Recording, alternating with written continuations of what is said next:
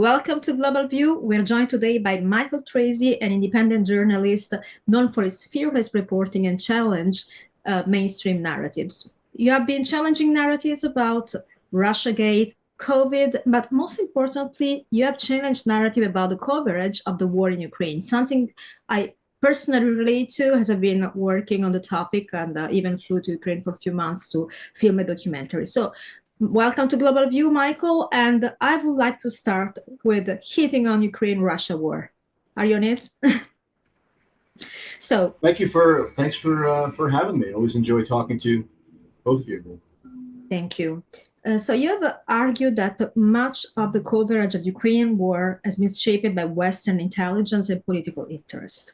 I couldn't agree more with you personally, but I would like you to share with our audience, what do you believe are the biggest media distortion you have seen regarding actually this particular coverage?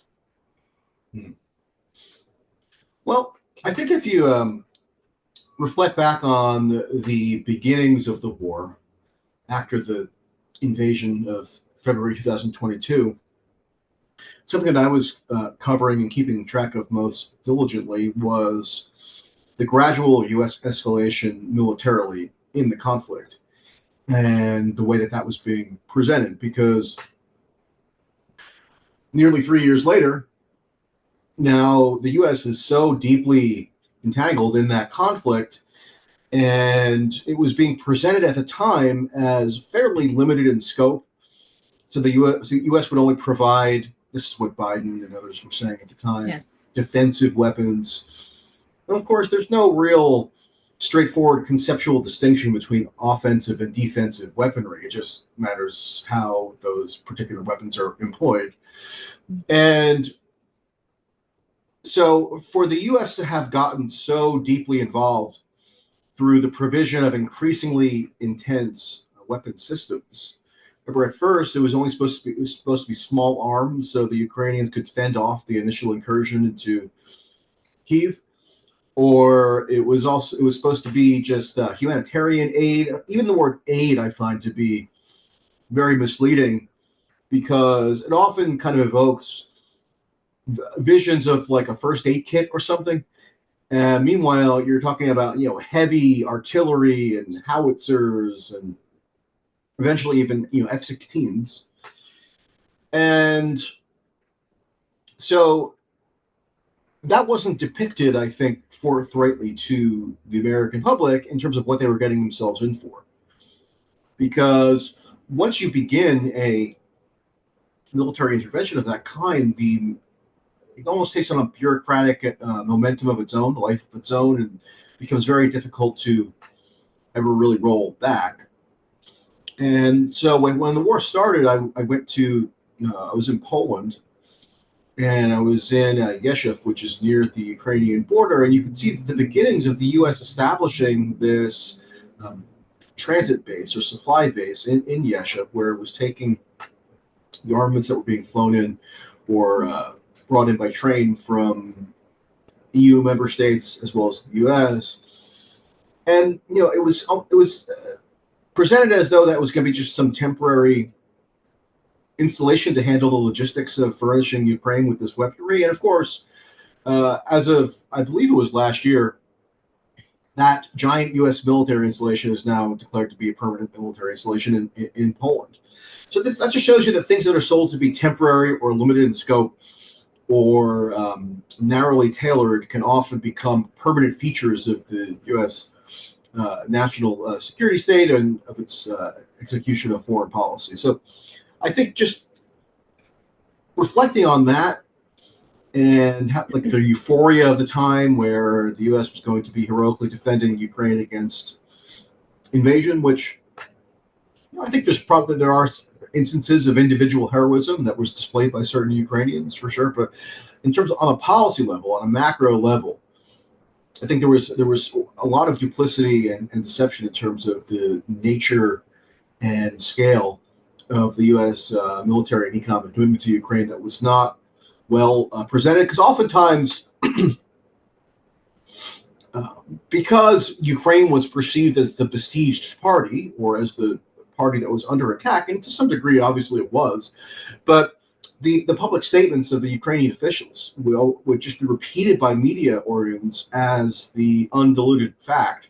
Yeah. And so you'd often get like press wire bulletins or reports where somebody claims some Ukrainian official claimed something about what was going on tactically or strategically, and that would just get fed into the U.S. media ecosystem as though it were fact, which obviously, the basics of journalism is that you can't just take that at face value. You have to compare and contrast it with other information, unless you're just doing PR on behalf of a particular government or a particular war aim, which for that at least the first year or so was almost unequivocally the case. So I think that initial period of heady kind of war fervor is something that I look back on as a really stark example of how the media and the government kind of get embedded together and just promote a certain narrative that is consistent with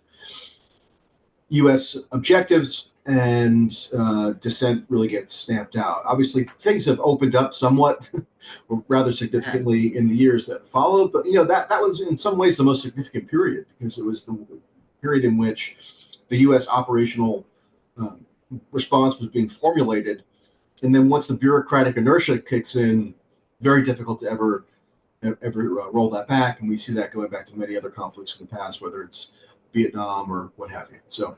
And there is just a follow-up about that. I agree with you that the narrative on Ukraine war, the official narrative, has been pretty uniform both in the so-called liberal media and conservative platforms. With the slightest difference that probably some conservative media challenge the employment, the allocation of the American tax money they allocated to what they call aid. I agree with you, it's probably not the correct definition. But overall, nobody has really dig into an alternative perspective on what the Ukrainian war has been and what the coverage from the Western media has been of the Ukrainian war. Now, I make you an example. I work on this documentary, which has been highly successful on Prime Video, but none of the American media on both sides ever approached this angle. I'm not talking about my documentary, but the specific angle I presented.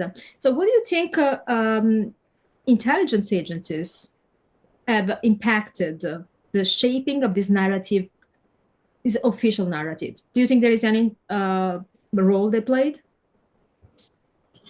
Well, at first I have to look up your documentary. I haven't seen it, but I'm sure it'd be interesting.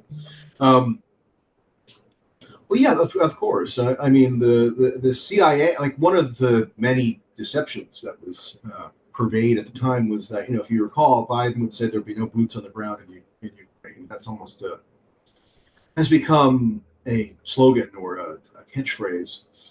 But of course, that doesn't apply to CIA officers or defense contractors who are on the ground in Ukraine and presumably wearing boots. So if that only seems to apply to a full deployment of U.S. U.S. Army ground forces or something, whereas obviously there's a major force presence on the ground wearing quote unquote boots, but not supposedly contradicting this assurance that was given at the early stages of the war that the U.S. would not have this deployment. And obviously the CIA is involved in shaping narratives that are then presented to the U.S. public for consumption, not to mention people around the world. And so I think one of the goals there was to downplay the extent to which the U.S. had been meddling in Ukraine for quite some time, because they were so desperate not to give any credence to the Russian claimed grievances. And I'm not somebody who necessarily wants to parrot every Russian grievance, but you also have to be honest and acknowledge reality, which is that if Russia asserts that the U.S. had been, for example, involved in the 2014 coup in Ukraine, and then had been building up forces and infrastructure within Ukraine for between 2014 and 2022, to acknowledge that is not necessarily to endorse Russia then launching the invasion, correct? But then what happens is there was this gigantic push to depict any acknowledgement of these things as doing something in furtherance of Russian propaganda. And there are people who do further Russian propaganda. I'm not denying that. I have fault with them as well, because sometimes I feel like they're a little bit too credulous about the Russian government's claims, and I'm against credulity toward any government. But at the same time, to stigmatize a thoroughgoing evaluation of the role of U.S. foreign policy in contributing to the instigation of this conflict is not to necessarily become a stooge of Russia or any other state.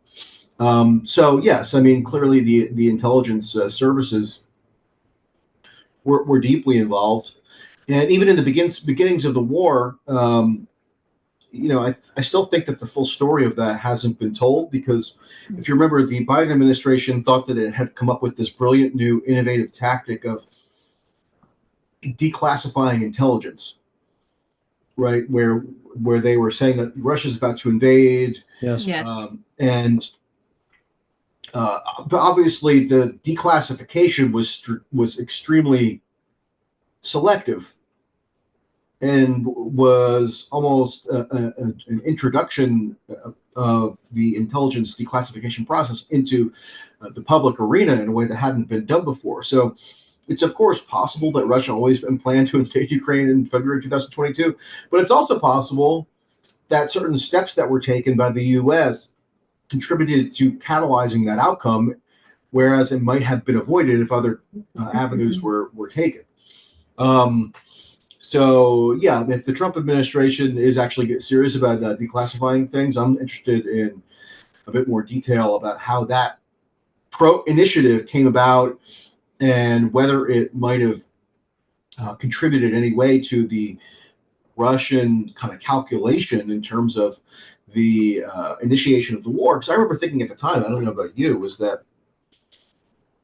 the effect of the U.S. declaring that Russia was imminently going to invade and basically foreclosing diplomatic alternatives to that could have contributed to a dynamic whereby, to kind of save face or kind of maintain credibility, Putin then gets kind of boxed in to having to follow through on the invasion. Otherwise, he could be depicted as having like capitulated to U.S. pressure or something, or having been put up against the wall. So yeah, I think that the intelligence service very openly and publicly were very crucial in that early stage of the war in particular. And that's something that I think still needs to be investigated and fleshed out. You mentioned the 2014 coup in Ukraine that really helped instigate the current conflagration or war between Russia and Ukraine. USAID has also been a major story this past week all around the world, especially after the Trump administration has, if you want to call it, audited USAID or dismantled it, and we're feeling the reverberations not only domestically but abroad. So the question I have, going back to 2014 in Ukraine and the function of organizations like USAID, do you believe that USAID had a prominent role in the coup in 2014? And do agencies like USAID continue to be deleterious to U.S. foreign policy and our objectives around the world, the way that the Trump administration is portraying it? Or is USAID a champion of democracy, justice, and a victim of an overzealous right-wing government? What is the truth?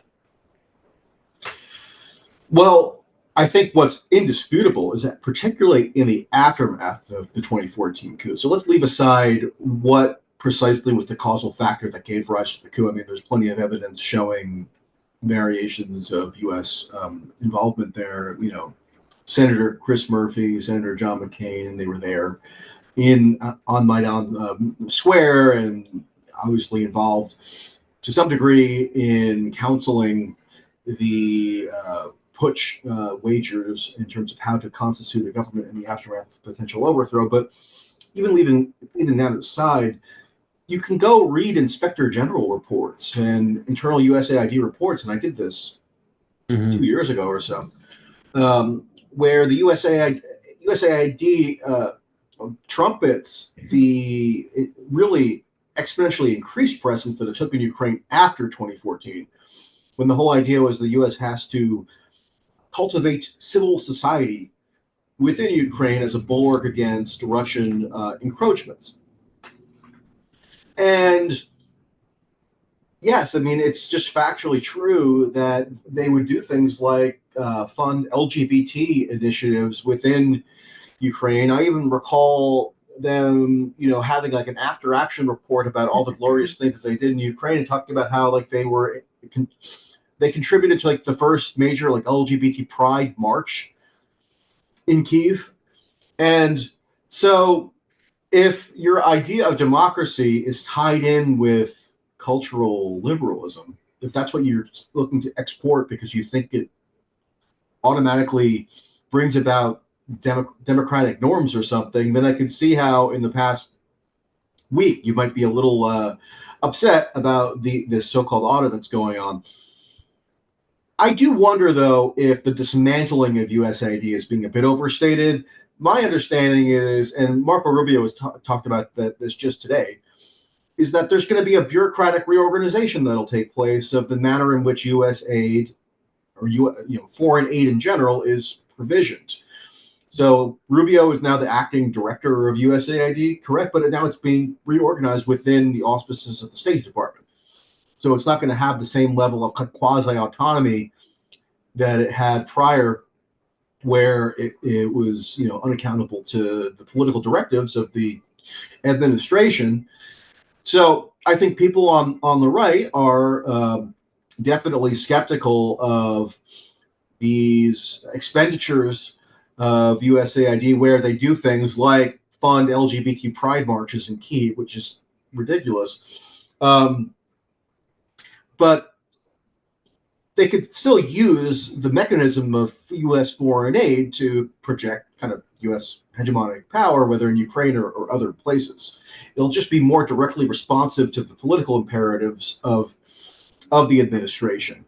I think that's probably what's going to come about. Rubio was talking about how we need to align U.S. foreign aid more squarely with objectives like countering China or what have you. So I think what you'll see is kind of the purging to a large degree of these kind of extraneous culturally liberal fluff pet projects that get placed under the banner of foreign aid, and maybe have a more streamlined version that still is used as a geopolitical tool, but kind of more constrained and less willing to just kind of outsource things to random NGOs that are not really accountable.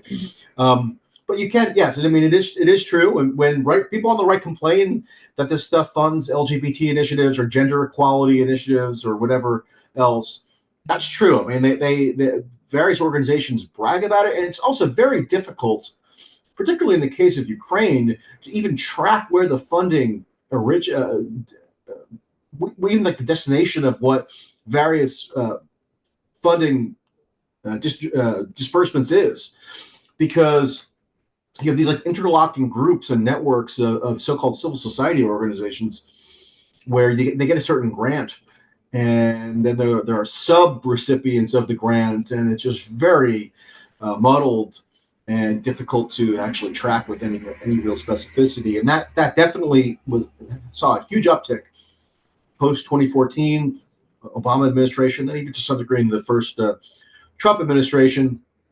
And I think it's clearly a longstanding objective on the people who are now filling the second Trump administration to rein some of this in. Not to, I don't think, diminish the ability of the U.S. to project power abroad, in part by using U.S. foreign aid, but to sift through some of the extraneous nonsense that probably in the long run may not even be in the interest of the United States. I mean, some of these programs around gender equality and LGBT and so forth, they become the butt of a joke, right? So especially if it just becomes like an imposition on populations, particularly like Eastern Europe, which is pretty socially conservative for the most part, might be liberalized to some degree, but I think that in a way could be seen as an impediment to U.S.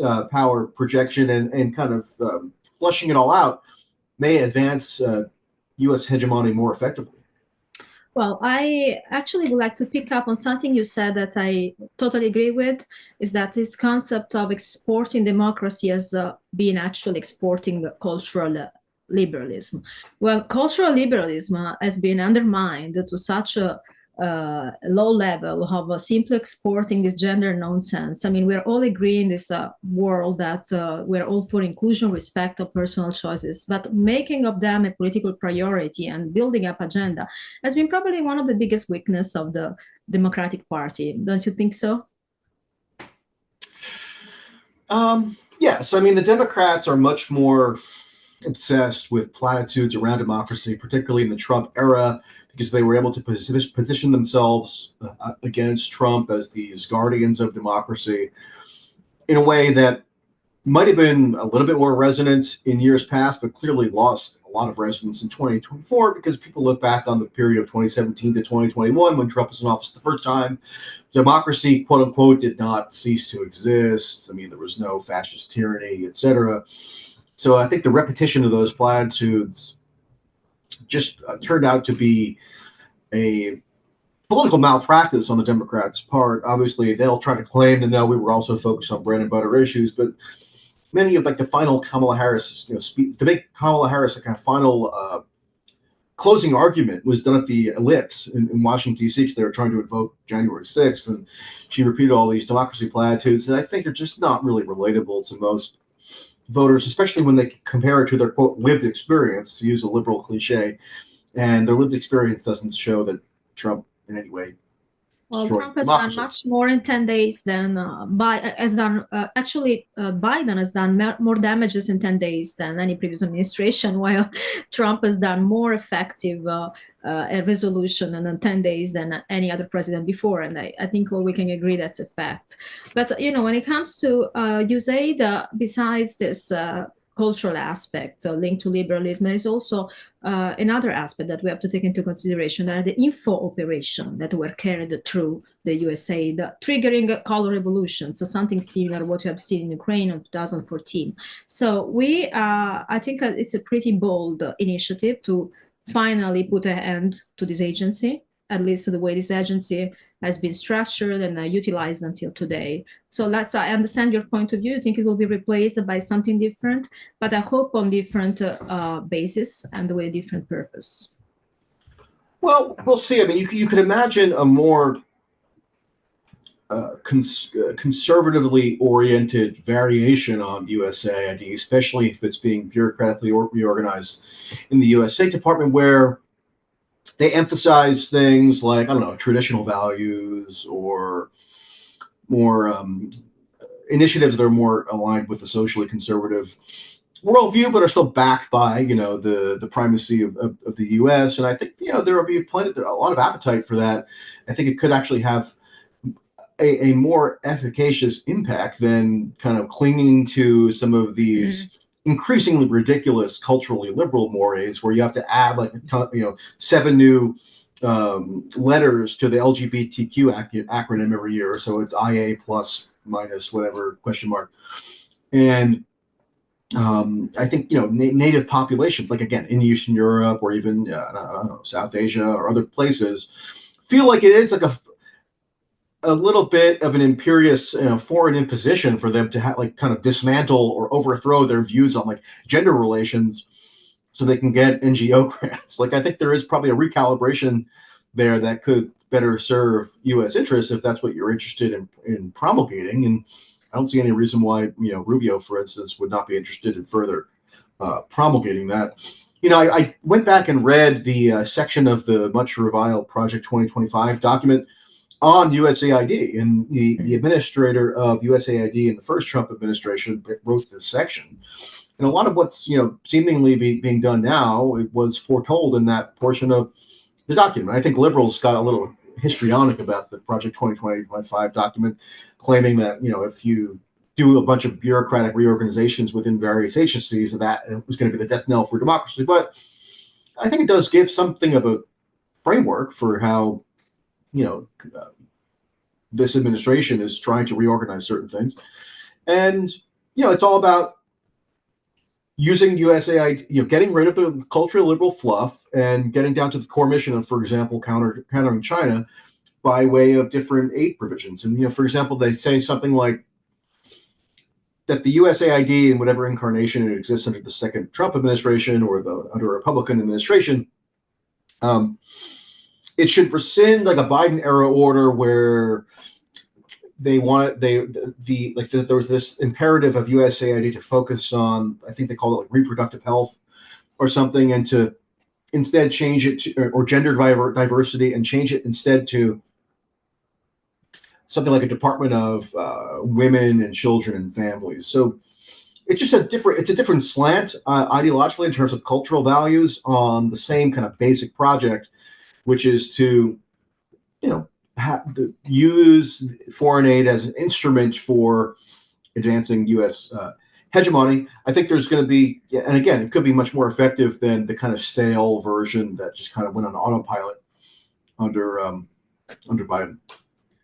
Michael, there's a long-running joke in global circles that when the Chinese come to a country on the African continent or Latin America or somewhere else where they have various interests, they build a hospital.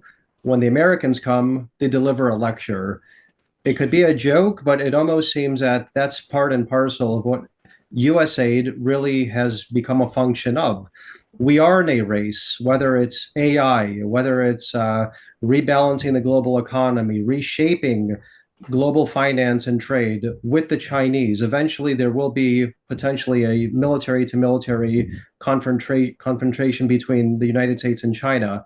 So how can USAID redevelop itself or reconfigure itself to advance U.S. interests when China is going to foreign countries and actually investing in human capital, investing in roads, bridges, hospitals, and seeking to build not only transactional relationships with these countries, but potentially long-term relationships with these countries for various reasons? How can USAID reconfigure itself to actually confront China instead of making America the laughingstock with so many of these developing countries that it is today?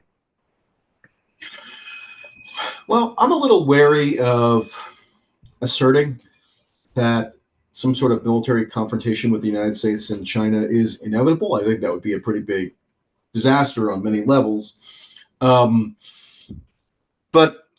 if that's your belief, right, and you believe that the U.S. has to get into almost like a pre-war posture against China, then there are plenty of things that could be done. I mean, I think this Panama Canal episode is probably one example of them. I mean, this is being sold as, obviously, it doesn't directly relate to foreign aid yet, but according to Trump and Rubio, the idea is that the U.S. reserves the right to invoke its the powers under the U.S.-Panama cession treaty from the 1970s, where it relinquished jurisdiction over the canal to Panama on the ground that China is the beneficiary of the current kind of commercial arrangement, and also on national security grounds in the event of this allegedly inevitable U.S.-China war, China could activate some commercial mechanism that would close off the canal to American warships potentially. Now, that seems like a bit of an overinflated scenario to me. Like I in general tend to bristle when people portray like a cataclysmic war as inevitable. I think there are plenty of things that can be done to avoid it. Sure. But if the idea is to kind of just take as given that it is inevitable, then things like what we just saw in the Panama Canal zone would probably be an example of what to prioritize, rather than these ridiculous cultural liberal gambits. So no one wants this confrontation with China, but strategic planning always has to assume the worst case scenario. And I think that's really what the last three administrations have been doing regarding China, whether it's the rise of BRICS, this AI challenge we're facing, whether it's China's attempt to build a blue water navy. I think that's what the assumption really goes regarding U.S. and China potentially having a conflict. So no one wants the conflict, but we do have to plan for it. So what is, in your opinion, the biggest challenge we do face from China, if any?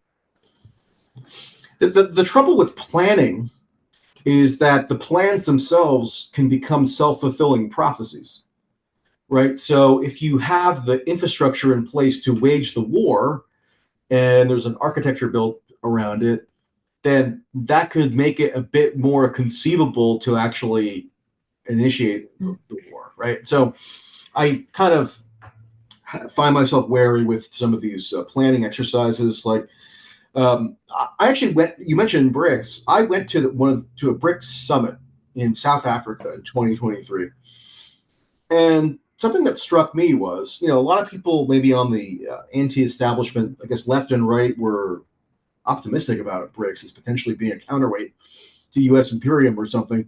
And the thing that struck me about the BRICS summit that I went to, and I talked to a bunch, African leaders and people from all over the world, is that nobody could really precisely define what BRICS even was. It's clearly, it's not a military alliance.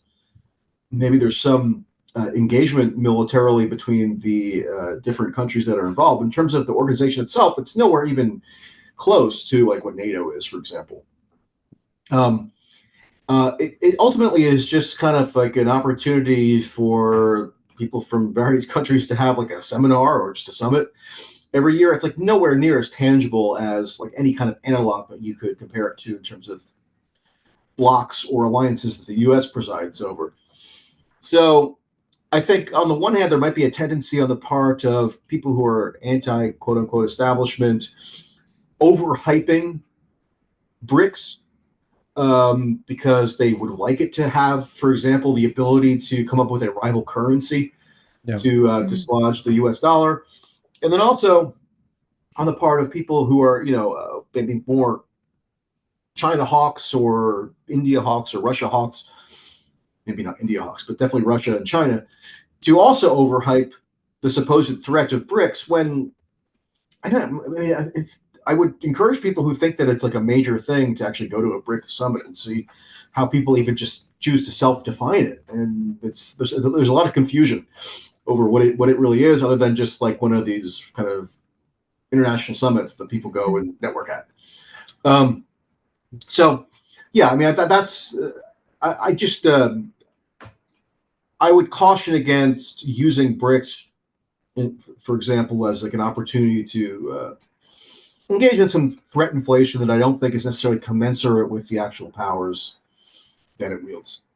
So you would disagree with President Trump's open proclamation that he will impose sanctions or tariffs on BRICS countries that seek to decouple, if you will, from the U.S. economy, trade in their own currencies, and basically what I think he's getting at is diminish the U.S. reserve currency. Do you think this is overstated by the president? Do you think there's a real threat there? Or how should the president, based on your assessment, going to BRICS conferences, dealing with these countries, how should he deal with this new bloc, geoeconomic bloc, if you want to even call it that? Well, again, that's sort of the point. Can you really even call it a bloc? I mean, China and Russia and India and don't even have convergent interests on a lot of issues. Mm-hmm. So it's more just like a forum for them to just issue, kind of these boilerplate, decrees at the end of a summit, and people then interpret it as something a bit more significant than I think it really is. I think in general, I am skeptical of this reflex that is just ubiquitous in U.S. statecraft across administrations of both parties to resort to different forms of economic warfare, whether it's sanctions or tariffs is in a slightly different category. But in terms of sanctions, for sure, although it seems like Trump is actually kind of merging the two concepts together. because he's saying that, he says he now prefers the term tariff over sanction, even if the policy being implemented is effectively what would have been considered a sanction, but he's calling it a tariff because he likes, I don't know, William McKinley or something. But yeah, I'm skeptical of that being of that reflex. Like I think, you look at what happened with Russia over the course of the Ukraine war. This idea was that the United States was going to destroy really impose a harsh penalty on Russia in terms of degrading their economy through economic sanctions. And I think that probably the Russian economy maybe has been degraded to some extent. I mean, there's got to be some impact by being cut off from the U.S. Led or governed financial system. I went to Russia in December of 2023, and just the idea of not being able to use a credit card is like annoying. It's an inconvenience, but the Russian economy has not collapsed. And if anything, the Russians actually claim that it's a positive thing for them to have been sanctioned by the U.S. because it's like a cleansing dynamic where they can onshore industry back to Russia or focus on having domestic industry and also strengthening their economic partnership with China. So, but in general, it does not appear that the sanctions regime that the U.S. Imposed under Biden has achieved its intended outcome in terms of lessening the ability of Russia to furnish resources for its war effort in Ukraine. And so you could just kind of extrapolate out that dynamic to a lot of different areas. And obviously, Russia is a little bit different because it's a much more powerful country than the countries that the U.S. has tended to sanction in the past, North Korea or Venezuela or something. But I don't know. I think my having studied past conflicts, especially if you look at like World War I or even pre-World War II, the employment of economic warfare often becomes a prelude to the employment of outright warfare because it's war by other means, right? Yeah, that's how sanctions were originally conceived, right? We're going to do this instead of the military conflict, but they also tend to flow together in the same kind of trajectory toward conflict. So that's just my baseline skepticism. And let's say that Trump did impose sanctions. Actually, the new Treasury Secretary, Scott Bessent, says that he would support actually intensifying the sanctions on Russia to penalize them for some potential BRICS configuration, but also because they think that the Biden administration didn't go far enough in its sanctions, including especially on the Russian oil sector. Now, that just seems like a never-ending cycle of sanction after sanction, often potentially as a replacement for some kind of diplomatic resolution. So, the U.S. sanctions more countries. It's more addicted to it's more addicted to sanctions as a tool of statecraft than virtually any country. People forget, technically, according to international law, sanctions are only supposed to be applied with UN backing. Now, international law is kind of a fiction anyway, but like a lot of countries, maybe because they lack the power of the U.S., actually do abide by that stricture. The U.S. just doesn't. I'm wary in general of it as a policy mechanism. Well, coming to the conflict in Russia, Ukraine, we have seen a certain type of approach by the Biden administration that I think would be dramatically different on the Trump term.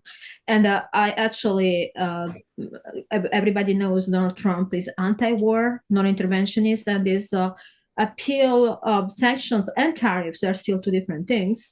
It's to lead by strength and to use America's market in its economic leverage, its financial leverage toward other countries. Now, the sanction to Russia has been implemented by all the Western member of the European Union as well, that followed the Biden's lead. I would say not US lead, but Biden's American lead. And they ended up backfiring on the European Union market. The biggest supplier of gas and oil in Italy, for example, has always been Russia. And here we go implementing sanctions under Biden direction and finally suffered incredible inflation in Italy because of that. So I think there is a much smarter approach from Trump administration. First and foremost, he knows his strengths, is using those as a leverage, is honestly not no interventionist. And also we should talk about something that really, I believe, played a role, and is NATO expansion around Russia. And we've seen it approaching Russian border over and over, and escalating a conflict that should have been resolved diplomatically in first place. So what do you think about NATO? Well, it remains to be seen what Trump is going to do vis-a-vis Ukraine that departs from the Biden approach. He may well do it, but nothing's been announced to that effect yet. I mean, maybe it was just bluster, but Trump did say he was going to end the Ukraine war before even taking office. He was going to do it as president-elect. That didn't come to pass, or he was going to do it in 24 hours. That didn't come to pass. I don't know how literally we were supposed to take that, but those were policy pronouncements that were made. And just this week, Trump said that in exchange for continuing U.S. aid to Ukraine, he wants to be given acquisition rights over rare earth minerals in Ukraine, which is actually something that Lindsey Graham was promoting a year ago to get Trump on board with the so-called national security supplemental bill that passed last April, because I guess that was seemed to appeal to Trump's transactional instincts. So I don't know what the non-interventionist way to seize Ukrainian rare earth minerals would be, but we'll have to wait and find out. In terms of NATO expansion, yeah, I mean, that was clearly, there's still a debate over whether that was a factor in why Russia chose to launch the war. I think that's just ridiculous. I will note that there were 2 rounds of NATO expansion in Trump's first term, small states, but nonetheless, North Macedonia and Montenegro. And then in terms of Ukraine, Trump did elevate Ukraine into a subsidiary status within NATO that's a precursor to full-on membership. And Mike Pompeo, when he was Secretary of State, was dispatched by Trump to Ukraine to reiterate that it was U.S. policy for Ukraine to join NATO. Now, is that being revised now as potentially pursuant to some negotiating tactic? It's possible. But I've been struck by at least Trump's rhetoric, which you can only interpret so much, has been rather more harsh on Russia than since he has assumed office two weeks ago than a lot of people might have suspected. Yeah, he was right. Yeah, he was. Yeah. He's saying, Russia's destroying itself, etc. Well, that's why. I mean, that's just an opening negotiating gambit. But I don't think people. I think people should, look at what Trump did in the first term, and he was not particularly friendly to Russia on a policy But that's level. why it's ridiculous that this entire Russian hoax has been built upon the idea that Russia would support Trump being elected. Right. Actually, Trump has one interest at heart, and it's America first, and nothing matters. And that's I should be, in my view, of course. But Zelensky's been very clever in actually reframing his argument in terms of U.S. support for Ukraine as somehow just consistent with America first. Because let's face it, America first is a very nebulous concept. I mean, everybody in the Republican Party, no matter where they are on the spectrum between interventionism or isolationism, declares themselves to be America first now. So you can fit a lot of that. I mean, apparently now we're supposed to believe that the U.S., quote, taking over Gaza as some quote, sort of military protectorate is also America first. So that just shows you how expansive the definition of it can be. And Zelensky is politically clever in that he's saying, Trump, we're going to get Trump a big win in Ukraine. It's going to be peace through strength. So he's accommodating some of the Trump kind of nomenclature around his objectives in a way that it's pretty politically clever. Gaza is another thing for me. I believe there is a huge religious aspect triggering a lot, fooling a lot of a part of this conflict. When it comes to America first and Ukraine war and Ukraine-Russia war, we have to understand that we allocated so many taxes and so much money into Ukraine that we, of course, didn't allocate on national issues, our borders and other priorities, that it makes sense to talk about America first in this extent and when we look at numbers. But going to Gaza, as we mentioned it, what do you think about this plan, Trump's plan? And how do you think this religious factor, because I believe there is a religious factor in this region that is not discussed enough, plays a role into that? Yeah, I saw today Benjamin Netanyahu's son, Yair, who I gather lives in Miami rather than serving in the IDF for whatever reason, but we'll leave that aside. He was saying, "Thank you, Donald Trump. Donald Trump is the biggest friend to the Jews since King Cyrus, and he's like a biblical prophet." And I was in Israel shortly after October 7th, and one thing that I was very struck by is that when you go to Jerusalem in particular, which is the more heavily religious part of Israel compared to, say, Tel Aviv, which is more secular, you could buy commemorative shekels with Trump's visage emblazoned on it over a visage of King Cyrus. So there is a religious belief among people in Israel who are genuinely are messianic in their outlook. I mean, they believe there's a messianic religious imperative for them to seize Palestinian territory. There's a belief that Trump does have this kind of biblical role, which I find to be a little wacky in terms of the underlying religious tenets of it. But people really do believe that. And interestingly, Trump's proposal yesterday is much more in line with the ardently messianic elements within Israel who have long wanted to resettle Gaza with Jewish settlements that were evacuated in 2005. Can you tell us more about that? I don't really know much about it. I'd like you to talk. Yeah,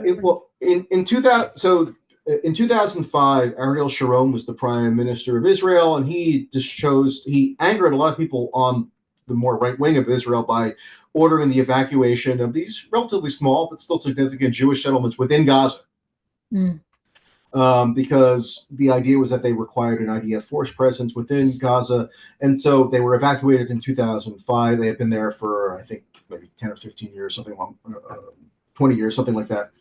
And then Israel continued to maintain basically control of the Gazan borders, of the waterways, of the population registries, airspace, etc. But it wasn't occupying Gaza militarily in the same way that it had in the preceding decades after 2005.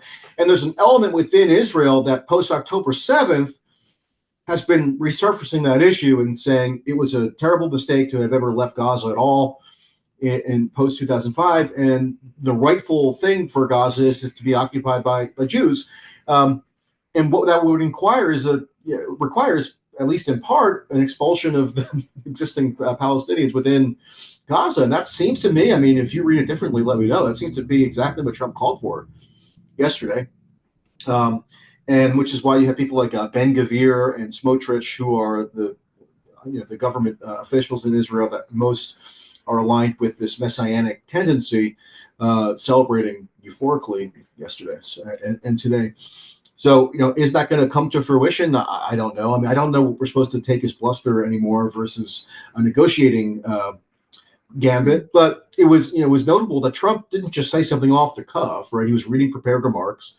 It looked like it was meant to be an official policy statement. It was at a big event, which is his first meeting in his second term with a foreign leader. And he called for the mass expulsion of all Palestinians from Gaza, and that the U.S. needs to take ownership, meaning own Gaza, and make it a U.S. protectorate, I guess. So that would be interesting for people to reconcile with America First or non-interventionism, to have some sort of U.S. military presence in the Middle East in perpetuity to govern that territory and presumably to nation build. Because that was the whole idea of why the U.S. would be taking ownership over it, according to Trump. So yeah, that was wild, and it does align Trump with the genuinely religiously zealous segments in Israel that had already venerated Trump, but now this seems to kick it into overdrive. You mentioned the religious rights in Israel. I'm assuming the Judaic elements. There's obviously an Islamic element to this conflict.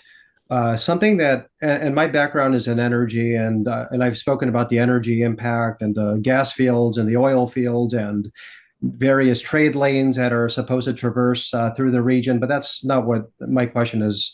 My question is about the religious impact of Christian Zionism on this conflict and how it impacts U.S. foreign policy. As somebody who follows you on X and has really looked at this conflict from, I guess, the founding, from the Balfour Declaration, and you could argue that the individuals in the UK were Christian Zionists who really subscribed to this idea that Jews should return to their rightful land, that there should be the state of Israel created the way that it was. In 2025, how do you view the Christian Zionist or evangelical impact on U.S. foreign policy, especially regarding this conflict? Do you think it's helpful to peace or an obstacle to peace? I tend to think that religious fanaticism of any kind is not the most helpful thing if you want to achieve peaceable resolutions, because it makes people believe that they have a divine right to commit certain acts of warfare or what have you, and also could complicate diplomacy if it can be difficult to reconcile competing forms of religious zealotry, like they're almost inherently irreconcilable. And that's not to say that there aren't forms of secular zealotry that could create similar impediments, but in the case of the Israel-Palestine conflict, obviously the religious component is a huge factor, and it's probably going to get even more so in terms of its relevancy, because if you look at the demographic trends within Israel, the younger generation is the most heavily religious, whereas the older generation that's dying out had been more kind of labor secularists or socialists in the past. They're aging out of the population, and so the religiosity of the Israeli population is increasing now, which is kind of different than many other places on Earth, where the younger generation tends to be the more secular generation, or at least has in the past several decades. It's kind of the inverse in Israel. So I think you will see that obviously that having political reverberations, it already has. And people who, 10 or 15 years ago, like Ben Gvir, who is a Messianic settler himself, it would have been rather unthinkable for him to have a prominent position within the governing coalition of Israel. He just resigned recently over the first stage of the ceasefire deal, but he was the security minister, and he's just as openly Messianic as it gets in terms of wanting to seize what they call Judea and Samaria and the West Bank. And in terms of the Christian Zionist element, yes. Yeah, I mean, it does have a huge impact. I mean, I remember when, almost a year ago now, when that national security supplemental bill was being proposed and deliberated, Mike Johnson, the Speaker of the House, was going around trying to convince conservatives and Republicans to support it. And he would focus on the Israel component, and he would be citing scripture for why the U.S. foreign policy was obligated to be supportive of Israel. And so that he's activating like a mode of reasoning that is separate and apart from ordinary modes of reasoning that would take place in the secular context. That I don't begrudge people necessarily who have a worldview that is religiously inflected, but it's just a different way of, just a different kind of argumentation that's just not conducive to ordinary forms of rebuttal. And so, yeah, you would say we have a biblical imperative to support Israel. I think there's probably more skepticism now on the especially young American right toward those kind of tropes and those sort of dogmas. But in terms of Republican elected officials and interest groups and lobbying kind of forces, it's still virtually universal in terms of their at least tolerance of those beliefs. And Trump has also been very tolerant. I don't think anybody will mistake Trump for like a Bible, a fire-breathing preacher or something. But he has elevated people of that disposition. For example, Pastor John Hagee, who was just meeting with Netanyahu in Washington, D.C. this week, the day before Trump made this announcement about taking ownership of Gaza.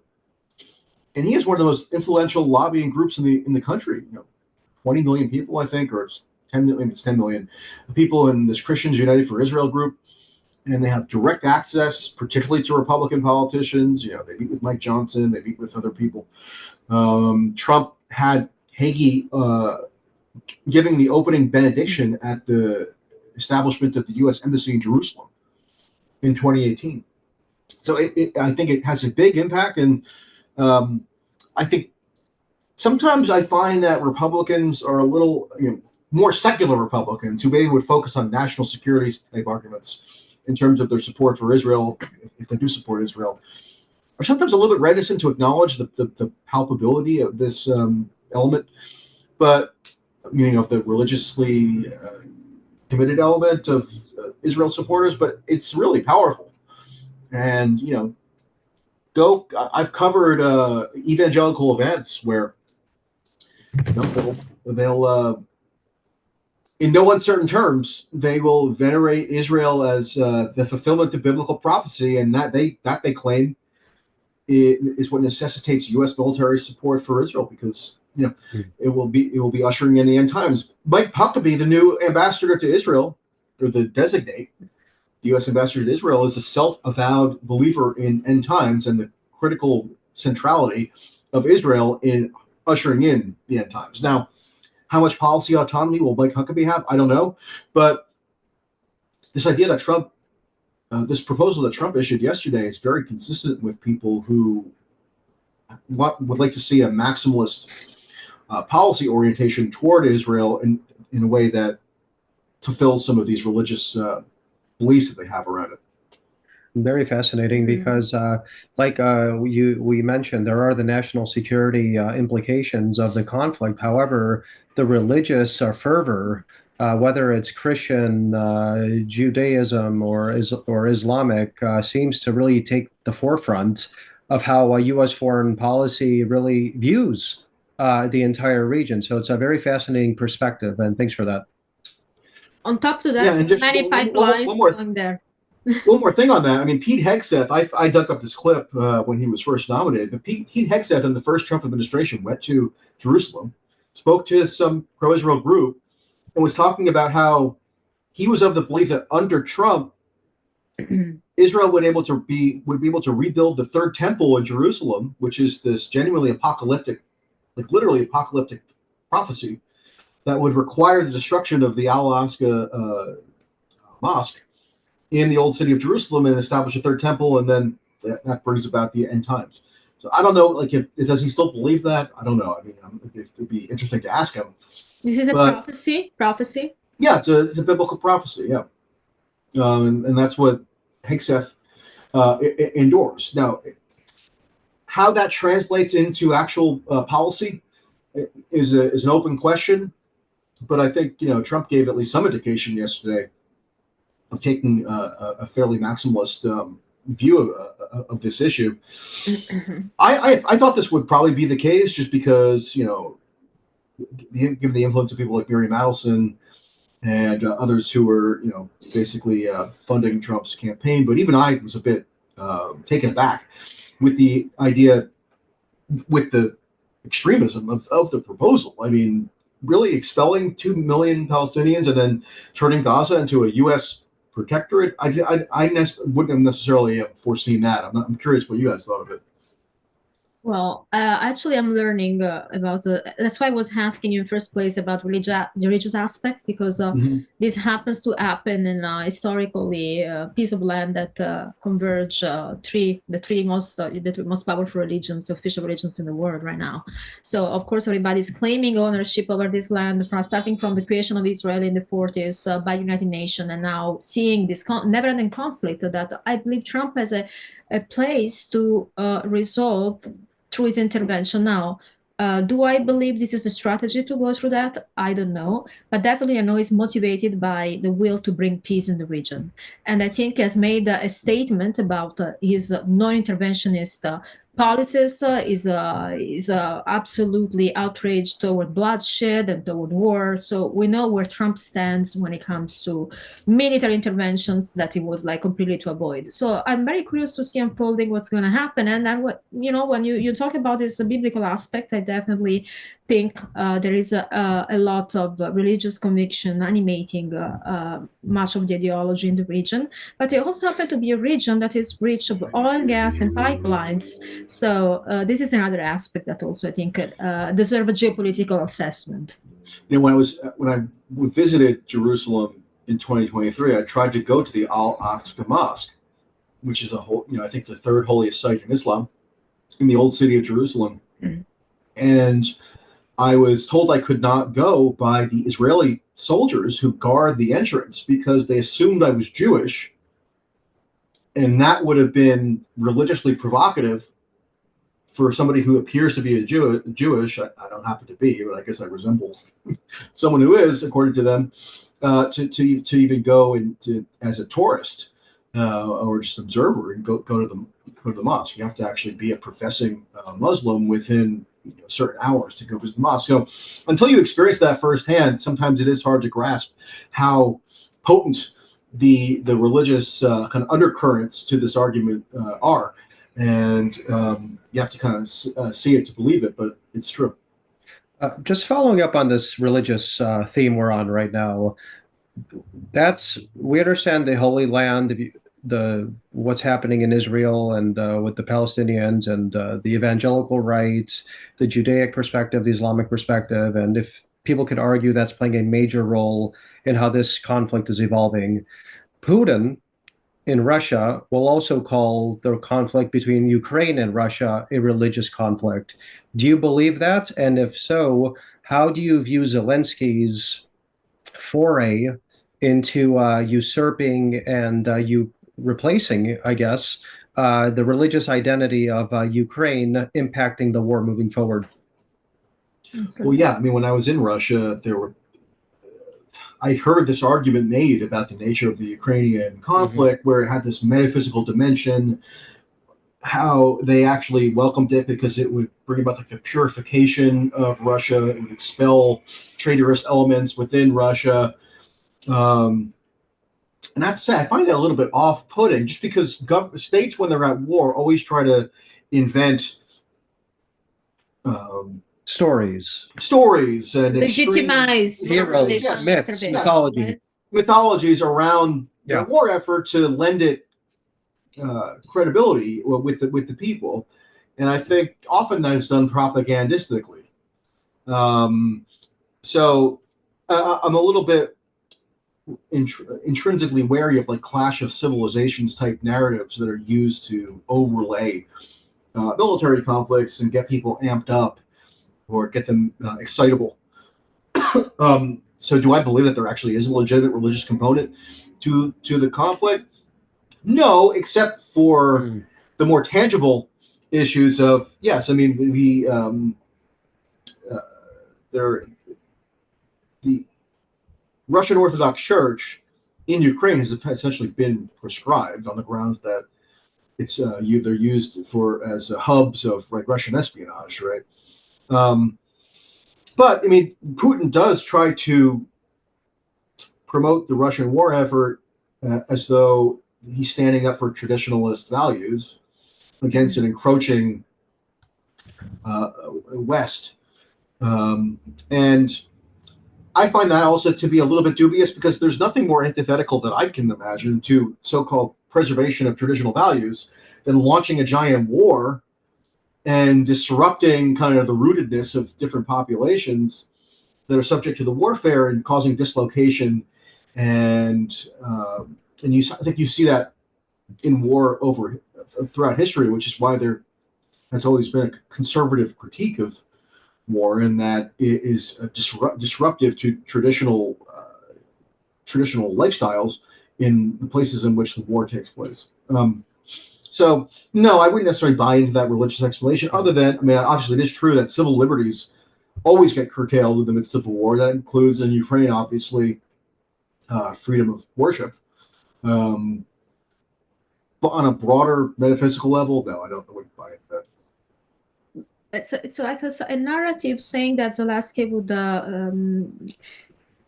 be completely hostile to the Orthodox Church in Ukraine, and we know he had also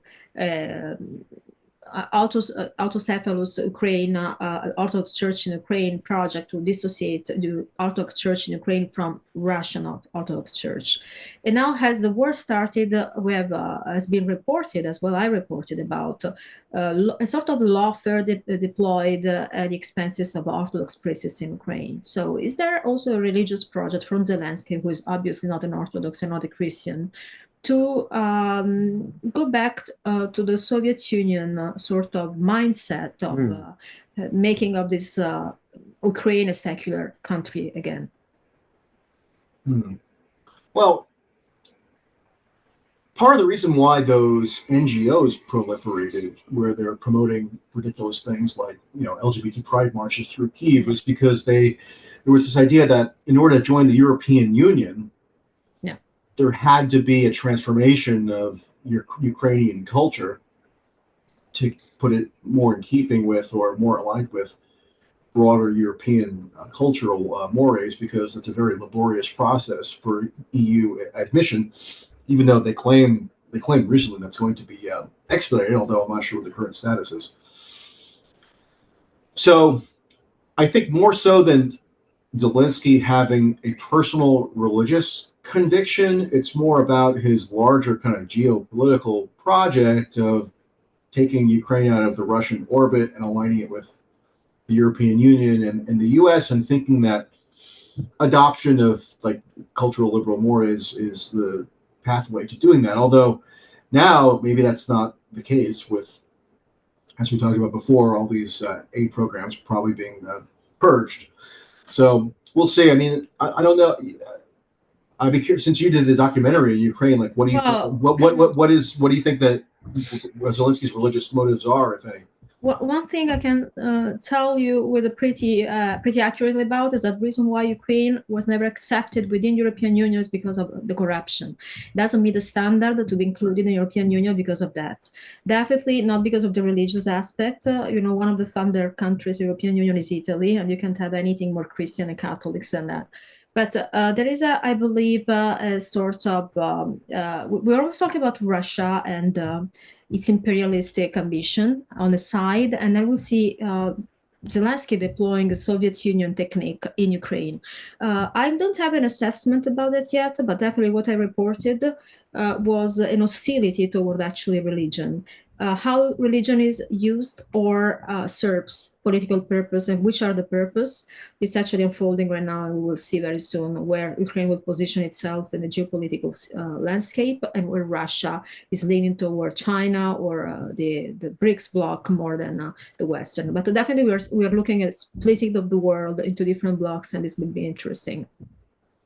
And Michael, you have followed this conflict for a long time regarding Ukraine and Russia. People might not be familiar with the Russian invasion of the country of Georgia under the George W. Bush administration. This is also a smaller country, former Soviet Union member state that borders Russia, as far as I could remember, according to my geography. Why did the United States seemingly abandon Georgia and their aspirations to join NATO, which they were openly interested in joining, potentially the European Union, allow Russia to now occupy, I believe, 30% of the states, while simultaneously going all in, if you want to use that word, on Ukraine, whether it's to the tune of over $200 billion of taxpayer money, sending armaments and putting American boots on the ground, if you want to call the contractors and some of the other type of folks that you referenced earlier, American military personnel. So the question is, why the discrepancy between Georgia, which was a country, like I mentioned, that wanted to be aligned with the West, wanted to join the European Union. There are numerous manifestations there currently, I believe, attempting to rile up discord with the current pro-Russian government, and the abandonment of them and the support of Ukraine. Do you have any reason why, understanding of why the United States pursued this two-pronged approach to both countries, or is it just by happenstance? I think by 2022, the U.S. had much more invested in building up the so-called civil society and the other state functionalities of Ukraine, more so than in 2008 with Georgia. And I don't, if you recall, actually, John McCain, if memory serves, in 2008, he definitely stood up when that invasion happened and said, "We are all Georgians now." Absolutely. I remember. So he used similar rhetoric that would then later be deployed to kind of couple U.S. aspirations or U.S. The U.S. Freedom ethos with Ukraine down the line. But that was also, I mean, the Georgia incursion was much smaller scale as well. I mean, there was, and it was just just a piece of Georgia, South Ossetia, I think is the name of the province. So you have a difference in scale. You have a difference in the perceptions of Putin as time went on. Obviously, particularly the liberals and Democrats were much more radicalized against Putin because of his perceived role in American domestic politics, supposedly nefariously installing Trump into power in 2016. And then the democracy rhetoric became much more of like a go-to sort of tactic on the part of Democrats. And there was a Democratic administration in 2022, although there was basically bipartisan consensus at that early stage in supporting intervention in Ukraine.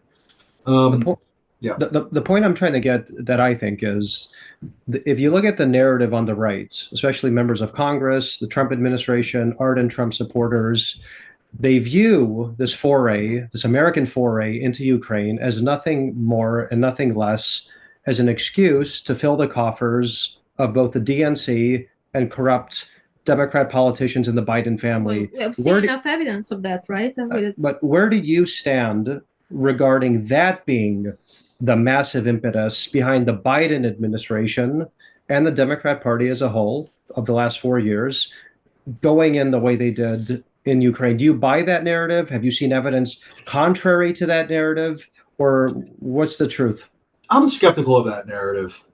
I think that obviously it is the case that Hunter Biden got rather corruptly the board membership of Burisma, and for doing nothing got, was it like $30,000 a month or 40 or however much it was.